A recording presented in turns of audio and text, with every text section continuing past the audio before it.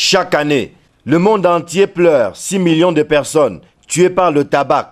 Parmi ces victimes se trouve un nombre non négligeable de Camerounais. Près de 18% des Camerounais fument. Et le plus inquiétant, c'est que parmi les enfants de 13 à 15 ans, 15% ont déjà fumé.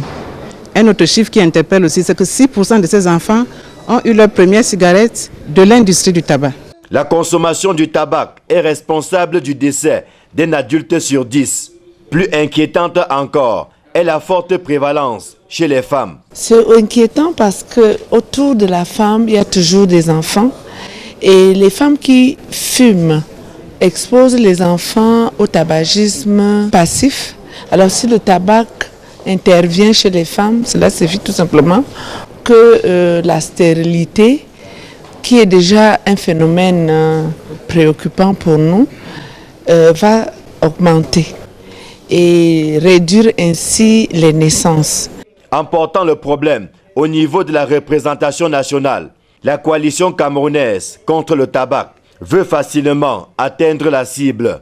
Les députés portent la voix des populations dont ils sont soucieux du bien-être. Il s'agit de sensibiliser chacun des parlementaires à faire tout ce qui est de son possible pour amener les Camerounais à comprendre que consommer du tabac, c'est tuer. Des maladies cardiovasculaires, des maladies respiratoires, la stérilité et plein d'autres maladies.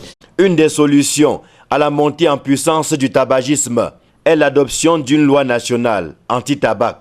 Le projet piétine pendant que l'industrie du tabac prospère. C'est la loi qui va permettre de réglementer la culture du tabac, de réglementer le commerce et d'insister pour que les autorités mettent en place des structures de prise en charge des fumeurs.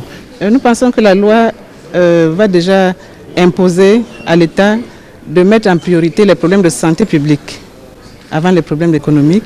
En attendant, la prévention demeure le maître mot face au ravage du tabagisme, dont les conséquences sanitaires, socio-économiques et environnementales sont nombreuses.